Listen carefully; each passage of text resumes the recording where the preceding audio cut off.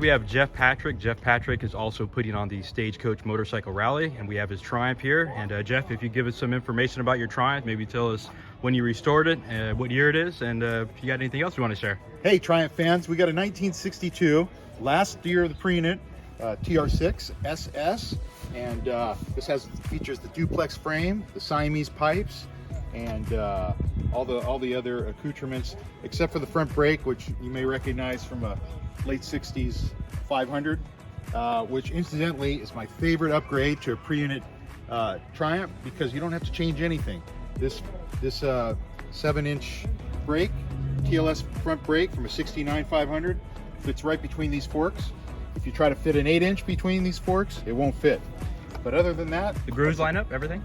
The grooves line up, wow. the slot lines up. Perfect. Okay. You just have to, in this case, you don't have to, but I cut off the cables. Oh, the little boss that was there. Boss is there. Got it. But you could move this up and actually use that boss if you wanted to and eliminate that one. Very cool. But this is the paint that's existed on this bike since the mid 80s. And you said you and your father restored the bike? Yeah. This was my dad's baby. Wow. And this is the newest twin I own. So it's the one I ride the most. Very cool. It's a pleasure. Yeah, I've been seeing you at different events riding the bike, so I know you definitely use it. It's a lot of fun. Yeah, got the Siamese pipes. Wow, that is very cool. The seat, is that the original seat on the bike? Yep. Wow. Got the little hump to it. Really sharp bike. How did your father acquire the bike? You know, I don't know where he got it. I don't know. And I don't know the condition it was when he started with it. But I still have the black plate for it. Don't tell anyone this isn't the plate that belongs on there. Okay, we won't show it. But I did add the tachometer, which was an option for 62. Oh, okay. So I had the tach drive, so that's probably just a couple years old. Did you have It was the... an option. 62, yeah. Did you have to change the timing cover, or was it blinked off? This is a timing cover specifically for pre-unit tach drives. Okay. And there's a gear in here that drives right off of the timing gears. Got it. Very cool. And then there's a special bracket to dual up your instruments. Okay, you're running the chronometrics? Yep, that's all chronometric. Sure. Yeah, that's really sharp. All right, well, I appreciate it again. All Jeff right. Patrick, thank you. Cheers. All right, my name is Mark Frosch, and this is my 1966 Triumph 500. I actually started building this when I was about between 13 and 14, and got the frame out of a barn. Kind of just threw together all the parts, and Yeah, I'm actually taking out racing and winning some races.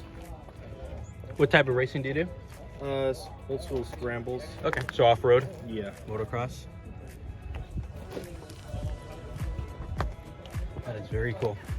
As far as the engine, is it stock or have you? Yeah, it's a stock motor. Stock motor. Just thrown together. Let's just say the majority of the parts didn't come out of the factory at the same time. Everything's all mixed. Yeah. How's the power on this bike, on the 500? How does it perform on the track? Not as fast as like a 650 or 750 would be, but able to keep up with a lot of them though. Pretty good on the power. How's the suspension? You got later forks on there? That's another story. Not the best suspension, but it gets me through the race. Very good. Right on. All right, well, it's Mark, right? Yeah, Mark Frosch. Thank you. I appreciate you sharing.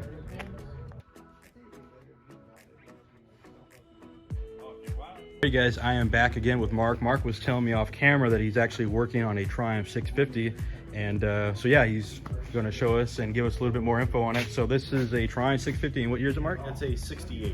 1968. Got a Honda XL350 front end on it. Had to machine it so it fit. Wow, that's really sharp. How did you acquire this one? Just again another project? Yeah, just pieces? Yeah, pieces, put them together. Got the frame. This one wasn't on the barn. It's more a little bit better than the 500 was. Something a bit faster for the track to keep up. Right. Wow. So what inspired you to go with the 650? Was it your brother or just wanting to have the additional my power? Brother, kind of passing me. Yeah.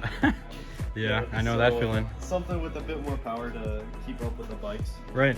So how far have you gotten? I mean, have you gone through the engine? What's your goal so far? The engine's all finished. I gotta put the oil tank on. Gotta put on. It's got a custom fuel tank, so I gotta fabricate stuff for that. Okay.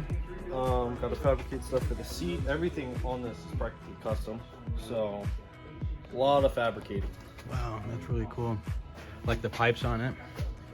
Very cool. So I assume you would probably try to keep it as simple, as light, and easy to work on as possible. Just because how heavy these bikes could be. Right. Now, as far as your 500, what have you learned from that bike that you want to do different on this bike? More time spent on putting it together. Okay. And so preparation. A lot of newer parts on what I should get and the quality of the parts. Right. Okay. And spend just cleaning. That's the majority of this. It's just cleaning parts. Right. Yeah, especially when you're working with something that wasn't like complete to begin with. Yeah. Then you're going through and trying to like fiddle everything to make them, match and everything. So I like the tank and I like the seat. You do plan on running both of them on the bike? Yeah.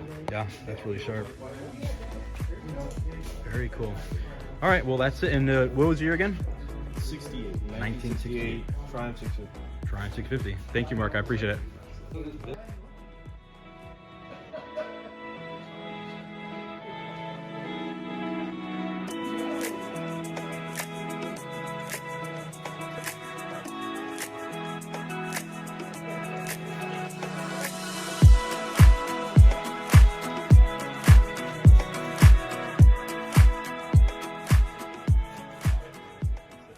Hi, I'm Dominic. I'm with JRC Engineering. Just out here showing the bikes for everybody. We got a nice bike show at the BSA Club. So just enjoying the nice weather and the green grass and showing some rare British iron. All right, so what do you got here?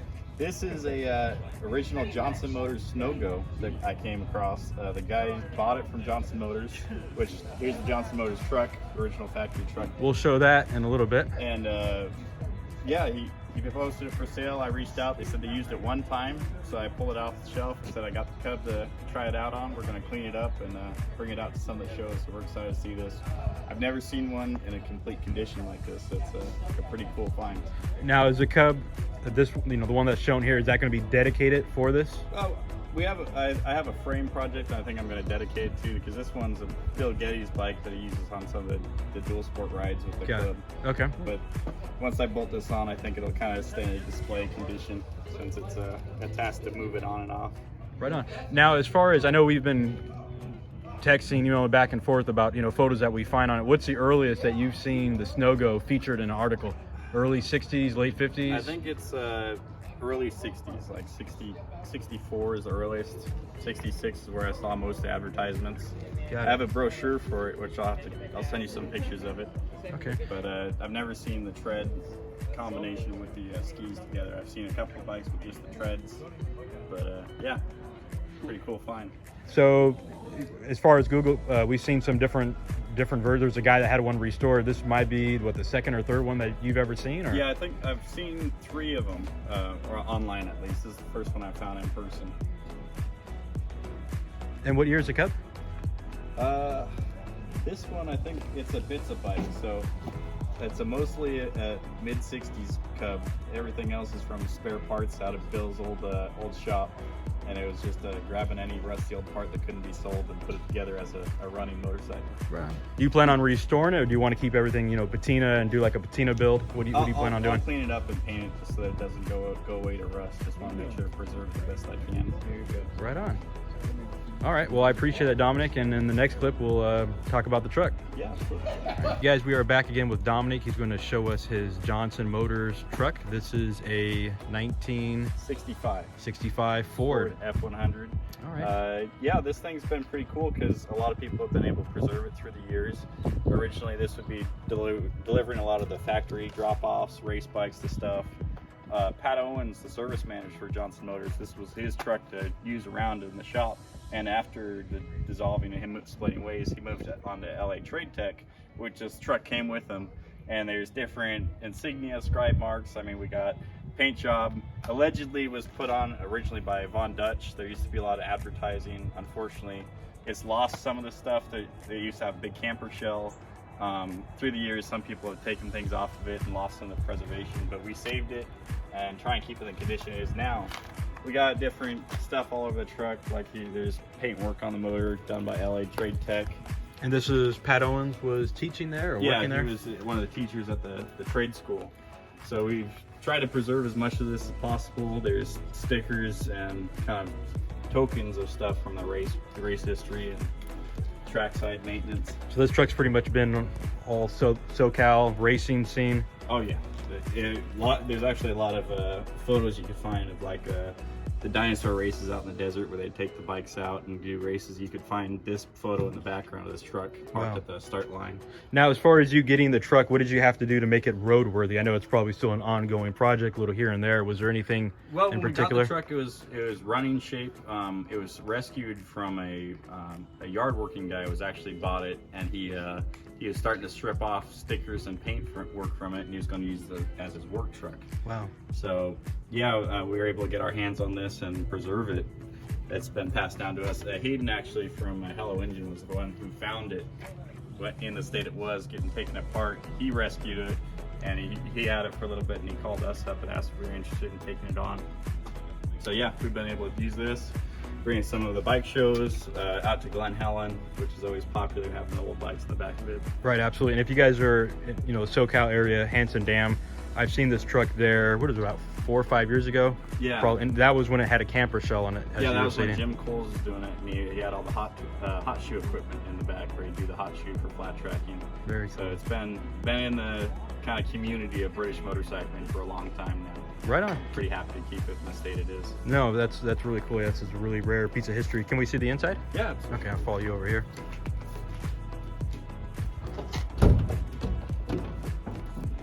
And is this the original paint? Describe original. I think a lot of it was touch-ups. You can see more original paint on the inside of the doors. The blue with the metal flake, I think, was paint over. Okay. There's a lot of just tokens like glued pennies from different years and track stickers. There's some day in the dirt stuff in the cab.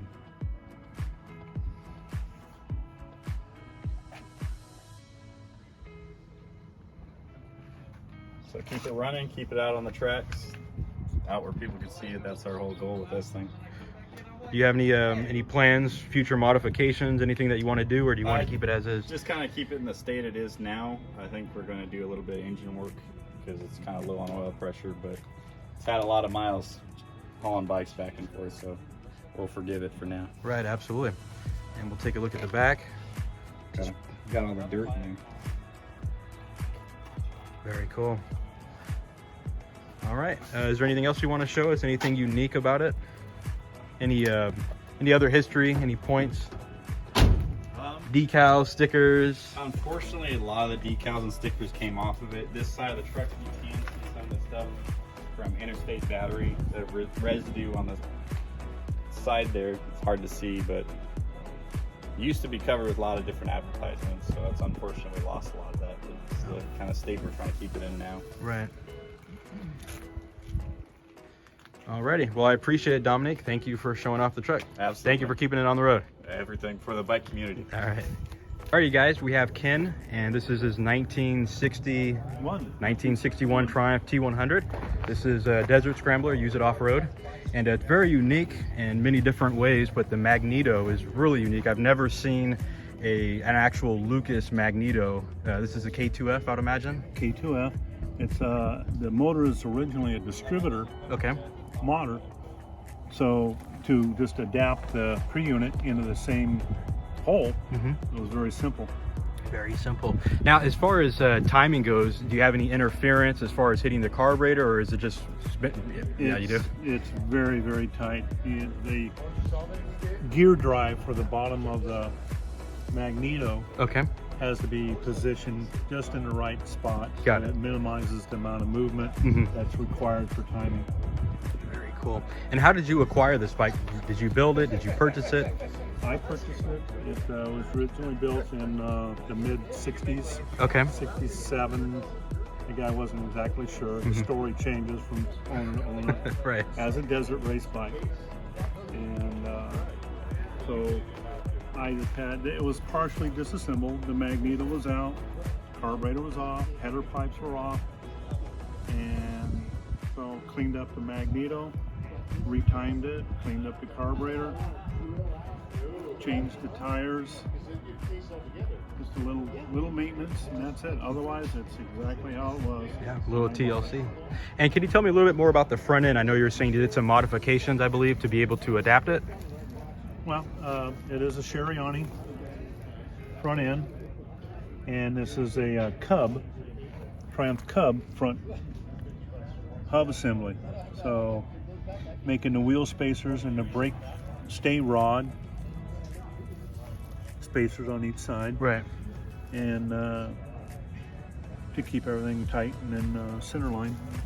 Very cool. Do you do any type of racing or just kind of more trail Just riding? recreation. Recreation. Got it.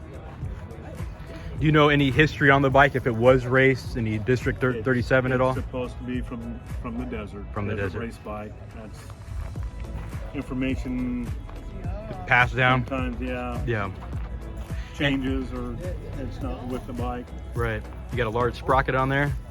Very large. Very cool. All right. Well, I appreciate it. Thank you so much for sharing.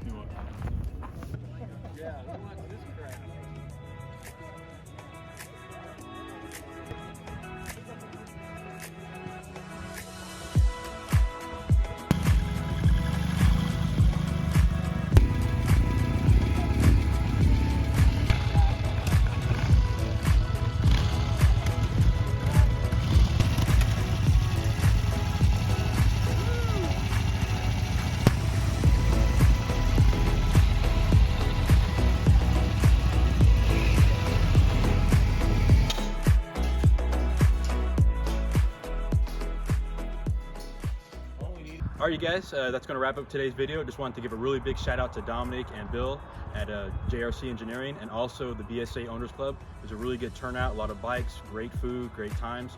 Don't forget that next month is going to be the Stagecoach Motorcycle Rally. So if you guys are interested in that, you can check out the motorcycle show, and there's going to be more information in the link below. Anyways, thank you for watching. Don't forget to like, share, and subscribe, and I'll see you guys on the next video.